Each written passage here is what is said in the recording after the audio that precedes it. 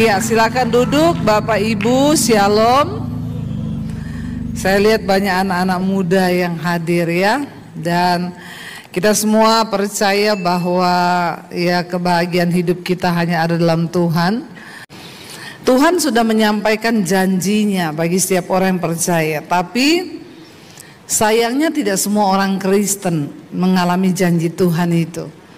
Enggak semua anak Tuhan yang mengaku anak Tuhan mengalami setiap jawaban doa yang mereka mau. Nah, hari ini kita sama-sama belajar dari satu tokoh di Alkitab yang bernama Hizkia.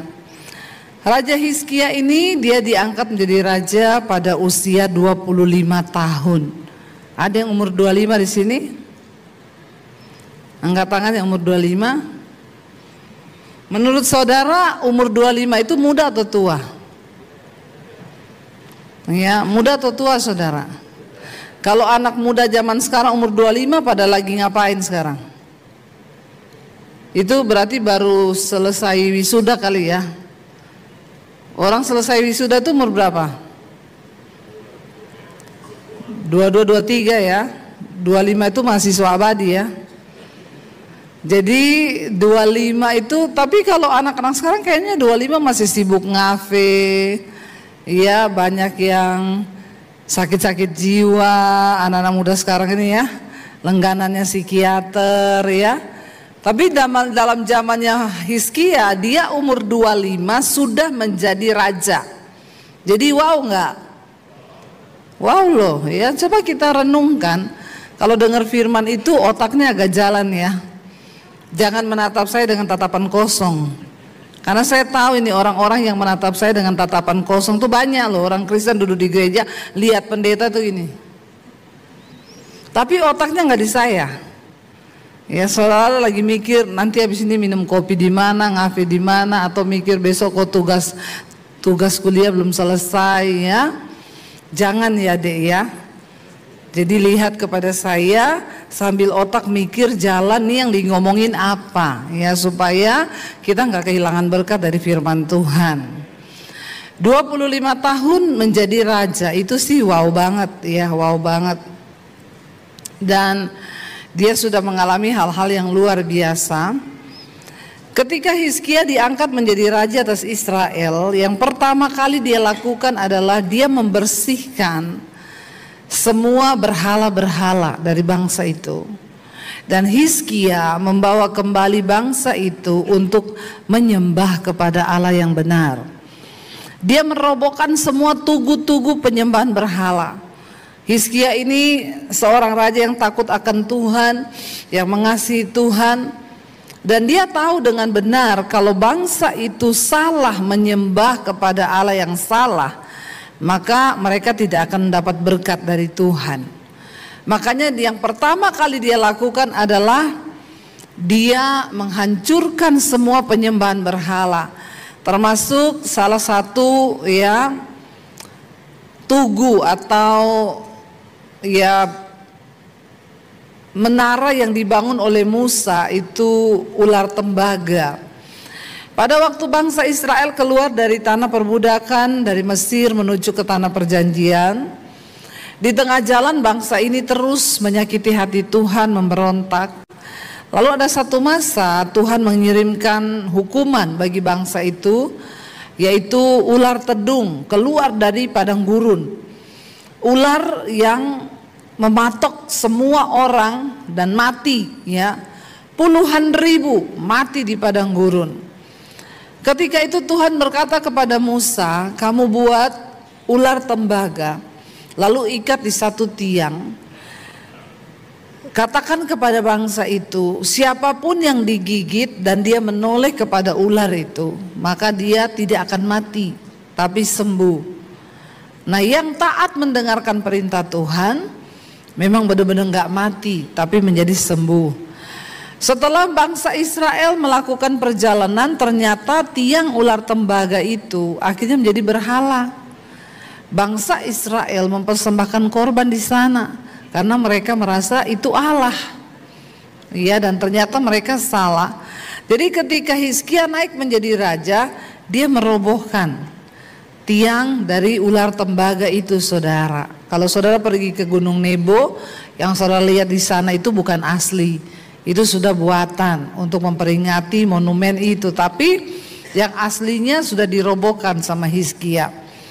Hizkia juga seorang raja di usia 25 tahun dia naik menjadi raja. Dan dia adalah raja yang menaklukkan kerajaan Asyur.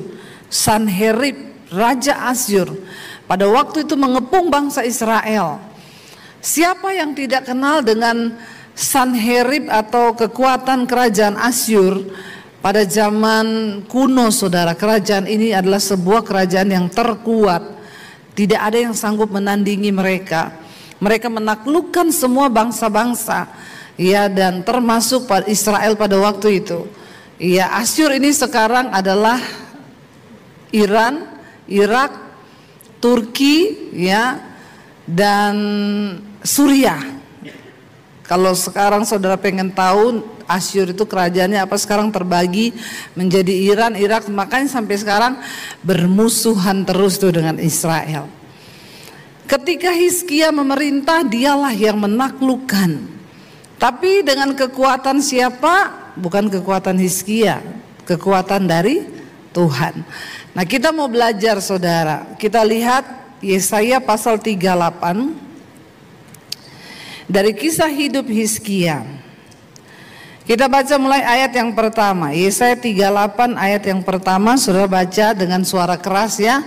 Karena ini jam-jam rawan ini, saya tahu ya. Banyak yang matanya 2 watt ini sudah ya. Jadi baca supaya tidak ngantuk ya. Baca bersama dengan suara yang keras, 1, 2, 3.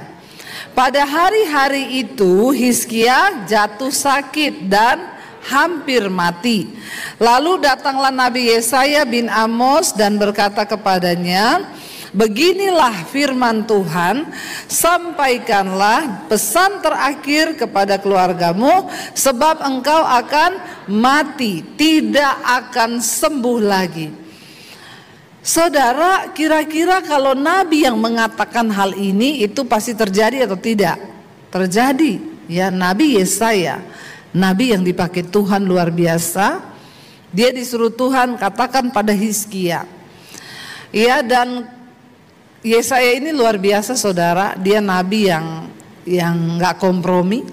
Walaupun Hizkia raja besar pada waktu itu, tapi dia harus mengatakan tidak, iya.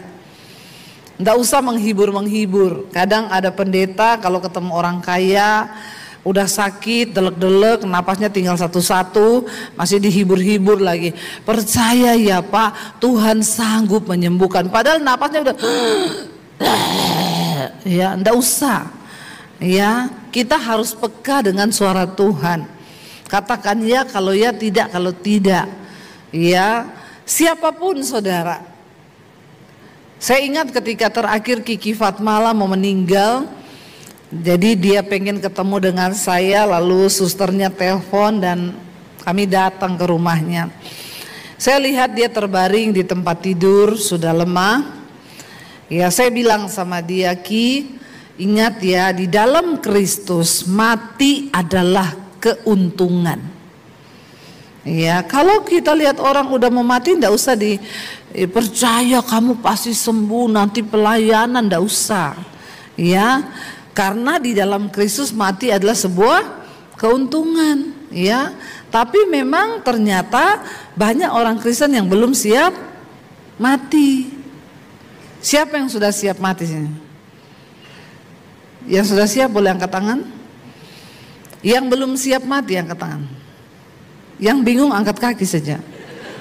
Ya, kau hidupmu tidak ada pilihan kau. Tidak boleh hidup begitu, harus ada pilihan. Ya, kalau belum siap ya siap-siap. Kalau sudah siap ya tunggu saja waktunya kan, nanti Tuhan panggil. Bukan soal waktu kapan. Saudara siap atau tidak siap, kalau waktunya tiba ya berangkat. Amin apa amin? Ya. Apalagi kalau dokter udah bilang sampaikan pesan terakhirmu. Masih bagus kalau dapat kesempatan kasih pesan terakhir. Ada orang kan gak dapat kesempatan. Ya lagi sehat-sehat dipanggil Tuhan. Bukan soal matimu itu kapan, bukan. Tapi kita harus siap, ya. Karena kita nggak pernah tahu kapan datangnya, ya siap-siap saudara. Ya, bagaimana mempersiapkan diri nanti kita belajar. Nanti ya ada bapak-bapak mau mati, ditanya pesan terakhirnya apa Pak? Dia bilang sama istrinya, rumah yang di belakang itu jangan kau jual. Lu kenapa? Itu bukan punyaku. Nah ya, jangan dijual, orang punya orang apa yang dijual ya. Jadi saudara, kenapa Hizkia menjadi orang yang diperhitungkan Tuhan? Ketika Nabi Yesaya berkata seperti itu, lihat ayat yang kedua kita baca bersama. Apa tindakan Hizkia saudara?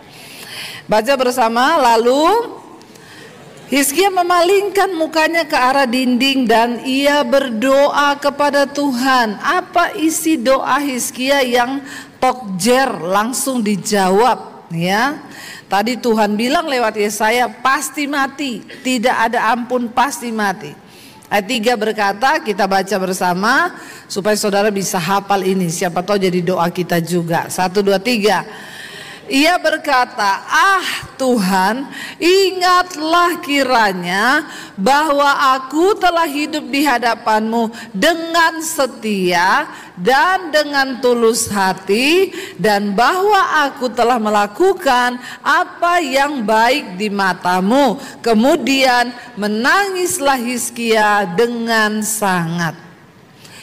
Saudara, kita lihat di sini, doa dia itu bukan doa yang alay lebay. Tuhan, anak-anakku masih kecil, Tuhan beri umur panjang. Enggak. Dia juga enggak doa, Tuhan utangku belum lunas. Ya, yang ada utang bayar tuh utang ya. Nanti kalau kau mati bawa utang bahaya loh saudara.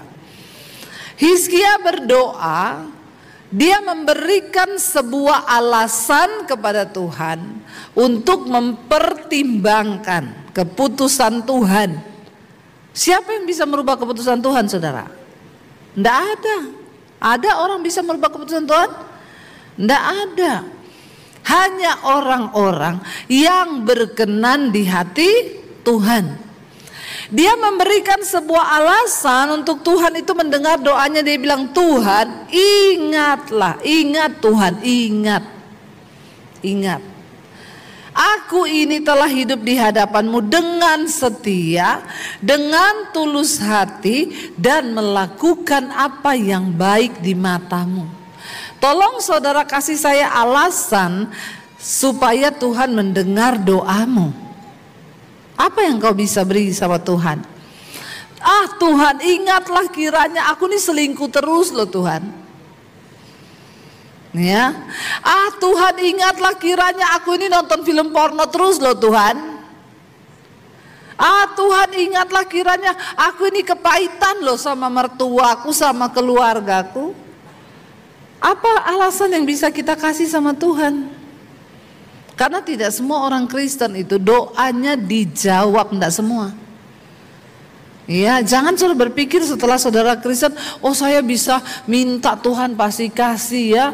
Apalagi nyanyinya, kalau lain ditolong, saya juga enak aja. Hidup kita seperti apa di hadapan Tuhan?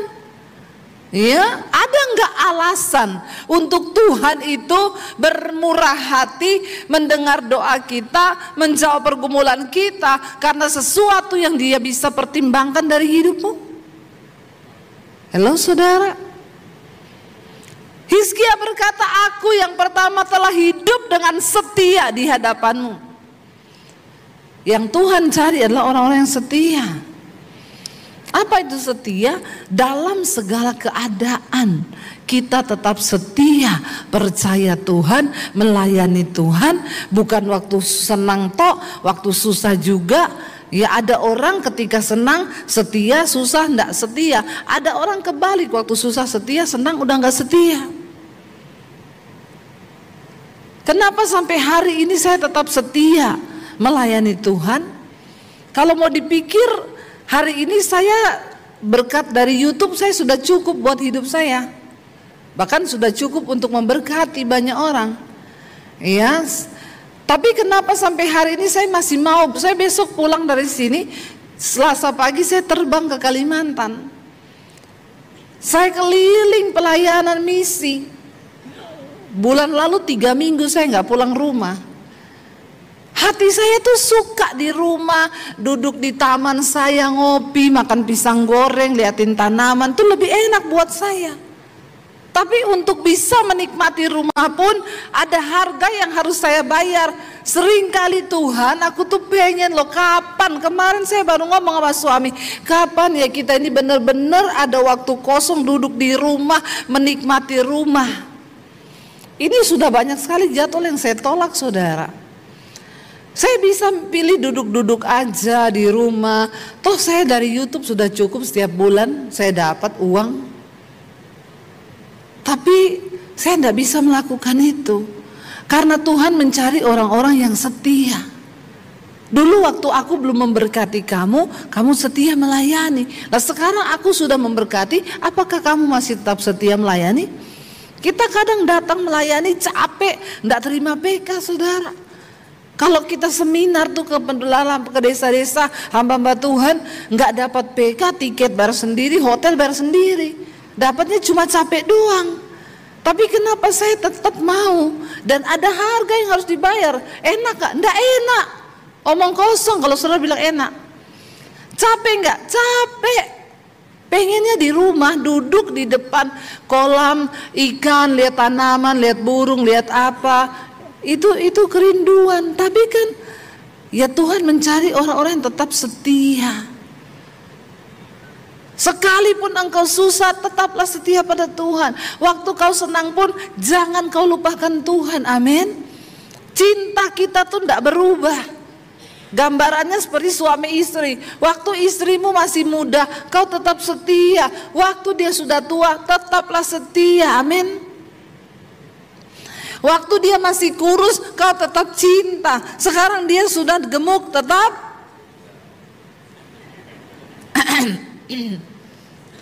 amin, bapak-bapak. Iya.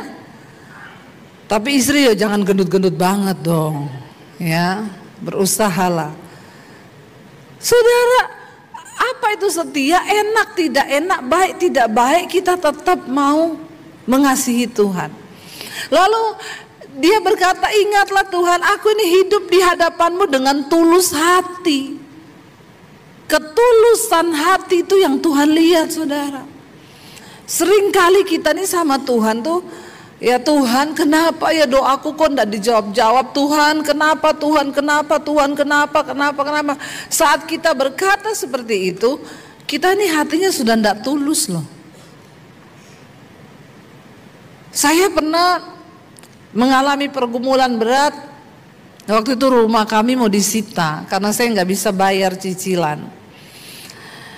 Saya berdoa sama Tuhan. Ya, beberapa teman berkata, doa bu sama Tuhan, klaim janji Tuhan. Karena ibu kan sudah bersaksi kemana-mana bisa beli rumah. Nanti kalau rumahnya ditarik, Tuhan malu loh. Hati-hati loh saudara. Seringkali kau mendengar nasihat-nasihat itu tidak benar loh. Jadi saya berdoa tiap hari, Tuhan bikin mujizat Tuhan, bayar rumahku Tuhan, 400 juta Tuhan. Kalau rumah ini disita, kau yang malu. Ya, kadang kita ini tidak tahu malu sama Tuhan. Tiap hari saya berdoa begitu, yang terjadi apa? Doa tidak dijawab, stres, tertekan, makin menderita. Sampai akhirnya satu saat saya menyadari ada yang salah dengan doa saya nih. Satu kali nggak ada orang di rumah, saya berlutut di kaki Tuhan. Saya cuma bilang begini, Tuhan, hari ini aku buka hati Tuhan. Aku nggak tahu maksudmu apa yang kau sedang rencanakan bagi hidupku. Tapi satu hal yang aku percaya, firman-Mu berkata, tidak ada satupun rancangan kecelakaan yang kau rancangkan bagiku Tuhan. Memang saya sudah bersaksi bahwa saya bisa beli rumah ini karena kemurahan Tuhan. Tapi kalau Tuhan juga mau ambil lagi, ambil lo Tuhan, ambil lo. Hatiku rela. Sekalipun engkau tidak jawab doaku juga, aku rela, aku tetap mengasihimu. Sekalipun engkau tidak lepaskan aku dari masalah ini, aku tetap mengasihimu Tuhan. Dan Roh Kudus bilang iya. Dan kalau rumahmu diambil, Dia Tuhan yang mulia, yang agung, kemasyurannya mengatasi segala sesuatu. Kalau rumahmu disita, bukan Tuhan yang malu, tapi kau. Terus saya berdoa minta ampun. Tuhan ampuni. Kau punya rumah atau tidak punya rumah tidak mengubah kemuliaan Tuhan. Dia tetap mulia. Nggak usah kau putar-putar balik ceritamu. Karena Tuhan menilik sampai kedalaman hati.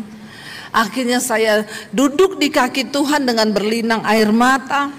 Saya nyanyi, sekalipun kau tak menjawabku, sekalipun kau tak lepaskanku, namun ku akan tetap menyembahmu, takkan ku tukar dengan apapun. Bagiku hanya Kaulah Tuhanku.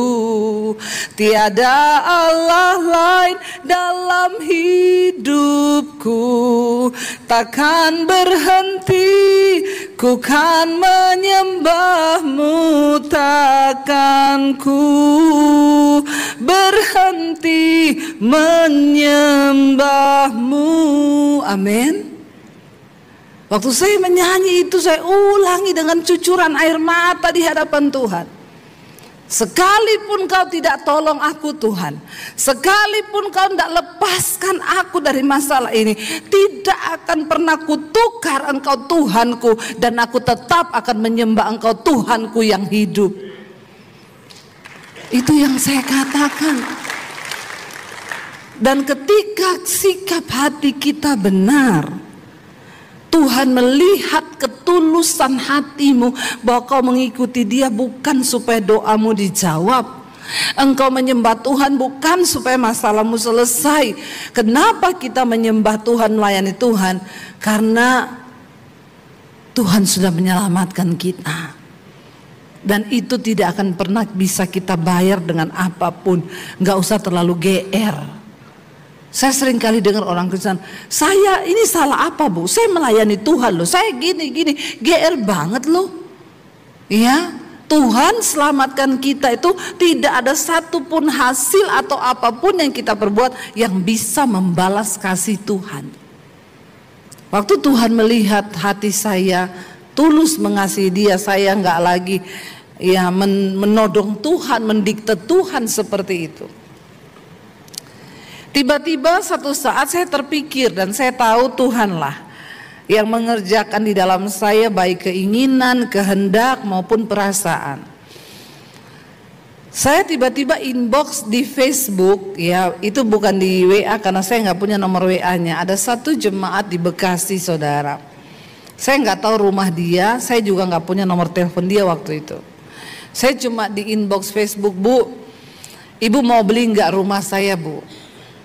Tapi begini Bu, kalau Ibu mau beli rumah saya, Ibu bayar dulu 400 juta kurang utang saya. Nanti kalau sudah sertifikat keluar, saya antar ke rumah Ibu. Nanti kita jual Bu, uang Ibu saya balikin 400 juta, keuntungannya kita bagi dua. Karena kalau ditarik rumah ini saya rugi. Tapi kalau dijual saya untungnya udah 2 kali lipat rumah ini. Dia cuma bilang, oh iya nanti saya tanya ke suami saya. 3 hari kemudian suaminya telepon. Saat itu saya belum melihat mujizat saudara. Tapi hati saya sudah tenang karena sikap hatiku sudah dirubah. Saya belajar mencintai Tuhan dengan tulus. Saya sampai di titik mau diambil, ambilen. Aku rela, aku mencintai Tuhan. Lalu saudara tiba-tiba 3 hari suaminya telepon. Bu maaf saya baru sempat hubungi Ibu, cuma mau tanya Bu, rumah itu sertifikat lengkap, IMB semua surat lengkap Pak, lengkap. Oke besok Ibu tolong kirim nomor rekening ya. Dia transfer 400 juta. Saya pergi bayar saudara, sertifikatnya keluar, saya telepon, Pak maaf Ibu, rumahnya di mana, alamatnya ya, saya mau antar sertifikat. Nanti sambil kita tawar-tawarkan, pegang dulu aja. Dia jawab apa? Nggak usah Bu Debi, yang lama sudah berlalu, yang baru sudah datang, itu dari Tuhan.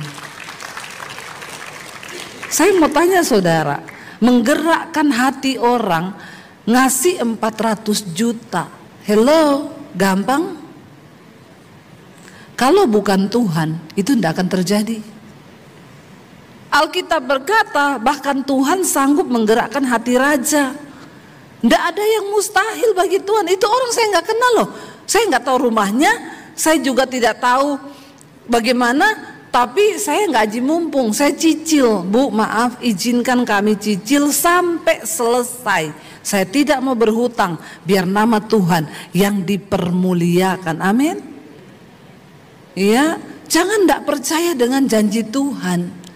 Ada banyak hal dalam hidup ini yang tidak bisa kita lakukan dengan kekuatan kita, karena kita ini terbatas. Ada hal-hal di hidup kita yang tidak sanggup kita selesaikan dengan logika manusia.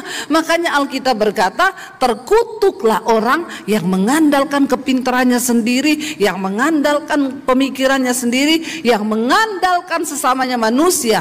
Terkutuk. Kenapa banyak orang Kristen hidupnya terkutuk? Seringkali kau tidak sadari. Kita pikir terkutuk itu, oh kalau kita ke pohon, kita menyembah-nyembah setan, oh terkutuk. No, waktu kau tidak mengandalkan Tuhan, kau sudah terkutuk loh. Apalagi anak-anak muda, saya mau bilang sekarang ya, lihat perkembangan zaman. Hari-hari ini perkembangan teknologi itu begitu luar biasa. Hampir semua kegiatan-kegiatan yang dilakukan oleh manusia sekarang mulai diganti oleh robot, oleh mesin. Yang namanya AI itu sekarang saudara, ya, kita bikin khotbah, cuma suruh aja tolong bikinin saya khotbah tentang Roh Kudus. Ndak 5 menit, 1 menit keluar narasinya, semua ayat-ayat khotbah tentang Roh Kudus, bahkan pembahasan. Saudara pencet suaranya, dia khotbah, ya. Sebab tubuhmu adalah bait Roh Kudus, bait Allah yang hidup, bait gini. Itu dibacain semua. AI itu, AI. Ya. Suami saya coba bikin lagu rohani, suruh AI bikinin saya lagu rohani. Keluar liriknya pertama, engkau adalah terang di tengah kegelapan hidupku. Sama suami saya dipencet, bikinin aransemen musiknya. Keluar, dipencet, coba nyanyi ada suaranya. Ciptaan AI tidak kena copyright. Sekarang saudara, perkembangan teknologi di dunia kedokteran, komputer, robot bisa mendeteksi penyakit lebih daripada dokter. Dia cuma baca begini, dia tahu ini sakit apa. Canggih. Jadi anak-anak muda, walaupun kau pinter, andalkan Tuhan. Hidup hormati Tuhan.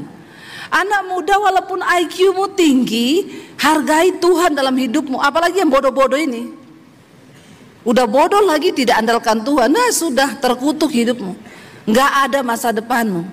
Saya bilang sama anak-anak saya, kamu itu akan mengalami masa depan yang penuh harapan waktu kau hidup menghormati Tuhan. Amin. Bagaimana menghormati Tuhan? Hizkia berkata, aku hidup melakukan apa yang baik di matamu. Saya mau tanya, di hadapan Tuhan merokok itu baik apa enggak? Jangankan di hadapan Tuhan, di hadapan manusia aja merokok kagak baik kok. Di rokok itu loh ditulis, rokok membunuhmu. Kok ya masih tetap dikonsumsi? Cuma orang goblok gitu yang masih merokok, nggak bisa baca. Ya, jadi kalau ada perempuan yang pacaran sama laki-laki merokok, kau lebih goblok lagi. Ya, yang merokok tuh goblok. Perempuan yang pacaran sama laki-laki merokok itu double gobloknya. Kita ngomong to the point aja, belak-belakan ya. Kenapa saya bilang goblok? Orang goblok itu nggak pakai otak, nggak pakai rasio untuk berpikir. Sekarang kita beli rokok, ditulis itu rokok menyebabkan jantung, kematian, serangan jantung, stroke, kanker. Rokok membunuhmu. Lah kok kau masukin di badanmu? Saya mau tanya, kalau di air ini ditulis siapapun yang minum air ini akan kena stroke, serangan jantung, kematian. Air ini membunuhmu. Saudara mau minum? Yang minum orang goblok. Bener kan saya bilang? Iya, padahal Tuhan bilang, kasihilah Tuhan Allahmu dengan segenap hatimu, jiwamu, akal, budimu. Dengan otakmu itu kasih Tuhan. Ya, nanti kalau kau merokok terus, akhirnya kau jatuh sakit, terus kau minta didoakan biar ditumpang tangan, tumpang kaki, tidak bisa.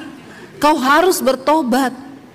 Anak-anak muda dengar ya, hidup hormati Tuhan. Hizkia bilang, aku melakukan apa yang baik di matamu. Nonton film porno itu di mata Tuhan baik apa enggak? Saudara tetap nonton, berarti kau melakukan yang jahat apa enggak? Nggak usah angkat tangan, saya juga nggak akan tanya. Iya, itu urusanmu sendiri dengan Tuhan. Roh Kudus yang lihat hidupmu kok. Saya nggak lihat kok, pendeta nggak lihat. Tapi saya ngomong di sini untuk kebaikanmu. Iya, di mata Tuhan kau dugem itu baik apa enggak? Apa itu dugem, Bu? Dunia gemetar. Kau gemetar-gemetar di sana begini. Iya, nggak baik. Tapi kenapa kau lakukan? Di mata Tuhan selingkuh itu baik apa enggak? Enggak. Iya, jadi ani-ani baik apa enggak? Di Bandung ada ani-ani enggak? Jangan jadi ani-ani kau, ganggu suami orang. Ya, itu dosa, enggak baik di mata Tuhan. Kenapa kau lakukan? Ya, ayo kita belajar melakukan apa yang baik di mata Tuhan. Supaya ada alasan untuk Tuhan tuh memperhatikan hidupmu. Kalau ndak ada alasan, ya jangan kau nuntut-nuntut Tuhan. Makanya hidupmu terkutuk terus. Kau ndak mau bertobat, kau ndak mau hormati Tuhan. Ya udah gitu nyanyi lagi. Saat kau perlu Tuhan tahu, saat kau minta Tuhan dengar, pret. Malaikat bilang, apa alasannya saya dengar doamu? Ya, apa alasannya saya menjawab keinginanmu? Tidak bisa, saudara. Yesus bilang, minta apa saja. Kalau kau hidup dalam firmanku dan firmanku ada dalam hidupmu, maka aku akan menjawab. Firman Tuhan aja tidak ada. Ndak tahu firman, ndak hafal firman, ndak pernah baca Alkitab. Mau dibawa kemana hidupmu itu, saudara? Banyak orang sombong hari-hari ini. Ya, tidak butuh Tuhan. Saya tuh kalau lihat orang hidup dalam dosa, ini orang sombong banget ya. Berasa napas dia yang punya ya. Belum aja kau delek-delek di rumah sakit, baru kau cari Tuhan. Kita bisa hidup semua karena hanya anugerah Tuhan. Kita bangun pagi ini anugerah Tuhan. Makanya hiduplah melakukan apa yang baik di mata Tuhan.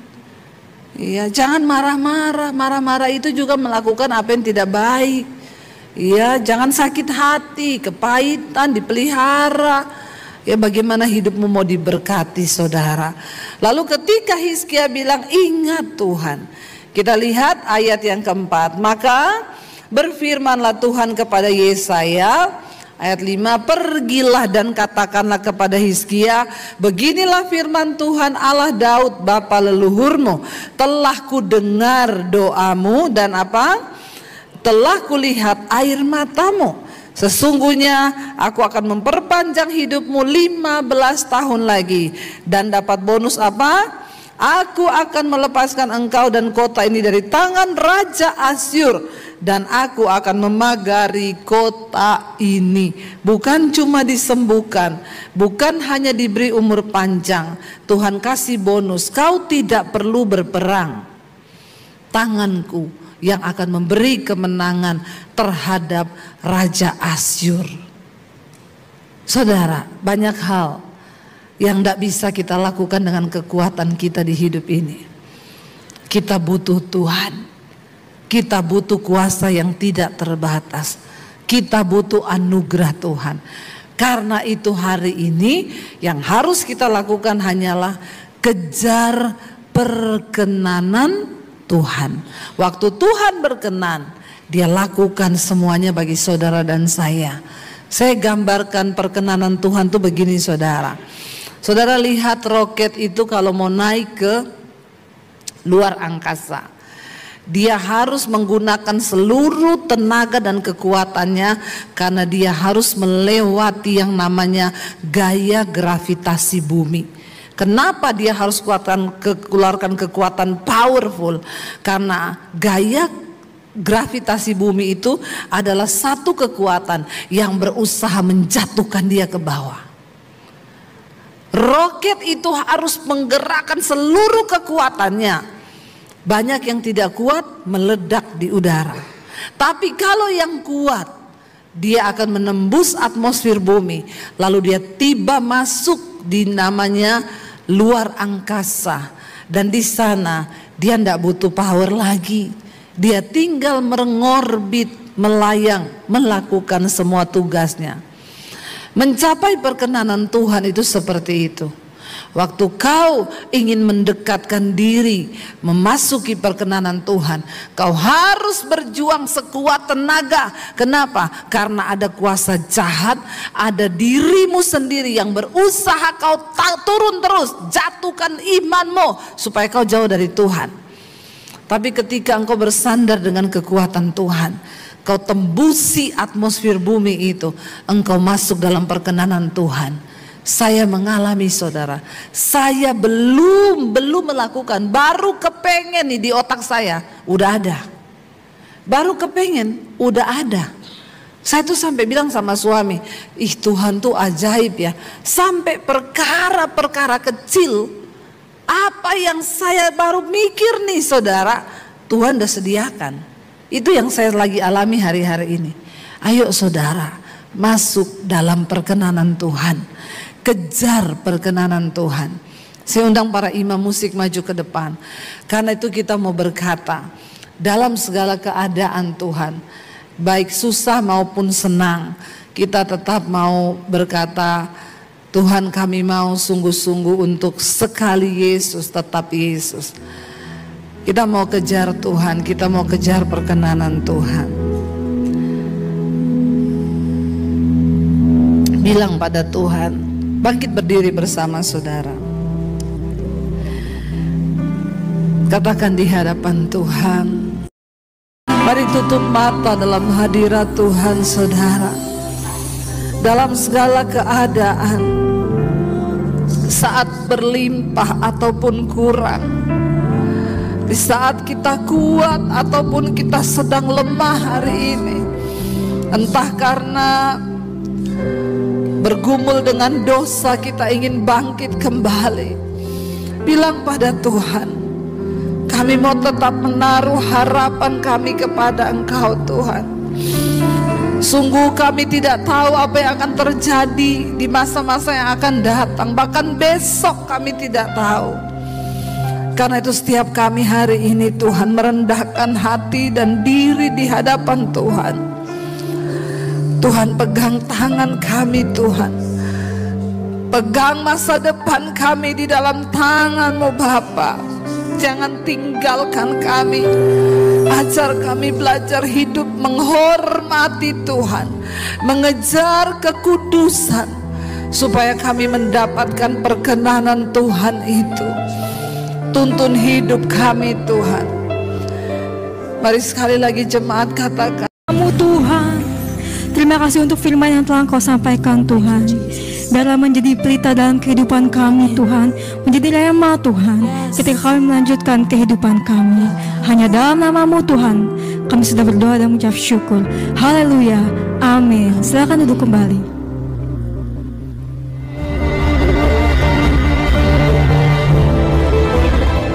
Shalom saudara sekalian, Tuhan ingin kita menjadi garam dan terang dunia. Artinya kita menjadi saksi bukan hanya di gereja lewat pelayanan yang ada, tetapi di dunia nyata, termasuk di marketplace, tempat pekerjaan, tempat usaha kita. Nah, bagaimana caranya kita menjadi saksi di marketplace? Pertama, lewat keteladanan bahwa kita ini adalah orang Kristen yang saleh. Hendaknya terangmu bercahaya di depan semua orang, sehingga mereka melihat perbuatanmu yang baik dan memuliakan Bapamu yang di sorga. Yang kedua, kita bisa bersaksi di marketplace lewat prestasi yang kita lakukan, keberhasilan-keberhasilan karena anugerah Tuhan. Dan kita tetap tidak menyombongkan diri, tetapi memberikan segala kemuliaan bagi Dia. Dan yang ketiga, melalui kisah hidup kita yang kita bagikan kepada orang-orang di sekitar, bahwa Kristuslah yang membuat kita berhasil. Kristuslah yang memberikan kekuatan, ketenangan, kemenangan ketika kita menghadapi masalah-masalah, problem keuangan, problem pekerjaan, sehingga kita muncul sebagai pemenang. Ini doa saya, saudara sungguh-sungguh dipakai Tuhan menjadi saksi di tempat pekerjaan Anda masing-masing. Tuhan memberkati. Pujian nama Tuhan, kita semua telah diberkati oleh kebenaran firman Tuhan yang telah disampaikan. Amin. Amin. Di minggu ini kita akan berikan persembahan umum dan juga pembangunan. Sebelum kita mempersembahkan yang terbaik, mari kita sama-sama bersatu di dalam doa. Terima kasih Tuhan, Kau telah memberkati kami Tuhan, bahkan sampai detik ini Tuhan. Sekarang Tuhan, kami mau memberikan kembali Tuhan apa yang telah Engkau anugerahkan berkat-Mu Tuhan bagi kehidupan kami. Kami mau memberikan yang terbaik Tuhan. Hanya dalam nama-Mu kami sudah berdoa dan mengucap syukur. Amin. Selamat menyaksikan Battle News dan selamat memberikan persembahan dengan segenap hati.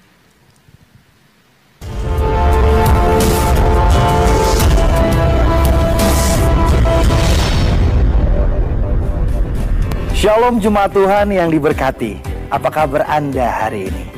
Bagi Anda yang akan memberikan persembahan dapat dilakukan dengan scan QR Code menggunakan amplop yang disediakan dan memasukkan pada kotak di luar ruang ibadah. Dan juga melalui mesin edisi yang terdapat pada lobi resepsionis. Kembali lagi bersama saya Josie Andrew, berikut Battle News selengkapnya. Shalom saudaraku. Bulan Oktober adalah bulan penginjilan dan misi untuk Sinode Gereja BT Indonesia. Karena itu saya mendorong saudara untuk terlibat di dalam pendanaan bagi wadah misi di gereja kita, PMB, Pelayanan Misi Berkat.